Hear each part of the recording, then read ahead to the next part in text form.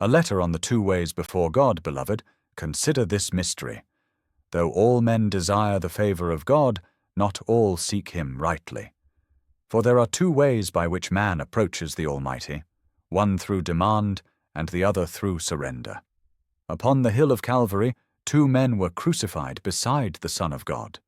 Both stood in equal distance from him, both near to death, both guilty, yet their hearts were not the same. The first looked upon Christ and said, "If you are the Christ, save yourself and us." His words were bold, but his heart was blind. He sought not forgiveness, but escape, not truth, but advantage.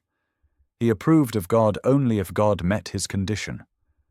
But the other turned his eyes toward the same Savior and said, "Do you not fear God?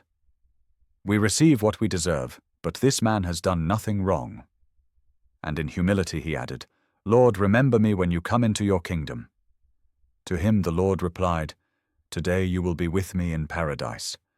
See how both men faced the same cross, yet only one found life. One reasoned with pride, the other repented in truth. One tested the power of God, the other trusted his mercy. Thus even in death the world was divided, between those who demand and those who believe. Now hear another likeness. A young man walked one day through a poor village, speaking to God as though before a merchant. "Grant me," he said, "fortune, a good life, and an income." His prayers were filled with longing, but void of gratitude.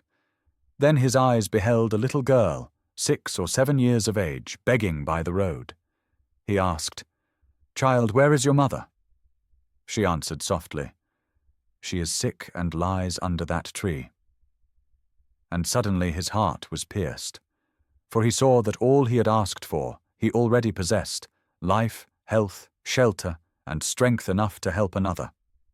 In that moment he understood what many never learn, that gratitude opens the eyes to God's goodness, but complaint blinds the soul to mercy. He had stood before God as the first thief, demanding proof, yet walked away as the second, confessing truth. So then, brethren, let us not come to God as those who bargain, but as those who believe. Let our prayers rise not from want alone, but from wonder. For the proud heart says, "God has withheld from me." But the humble heart confesses, "God has given more than I deserve." Therefore choose your way wisely.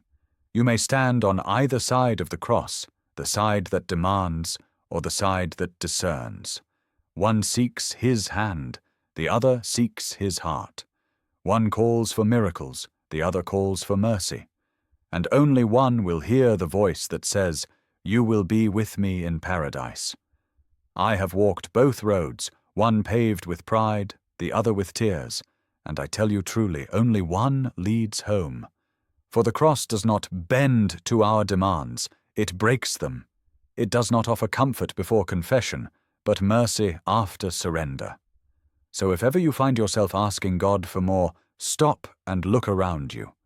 You may already be holding what someone else is praying for, and if you would please the heart of God, then learn to thank him before you ask, and to serve before you seek. For it is not the loud that move heaven, but the humble. And blessed is the soul who stands at the foot of the cross, not to bargain, but to bow. From the Shepherd's Dog.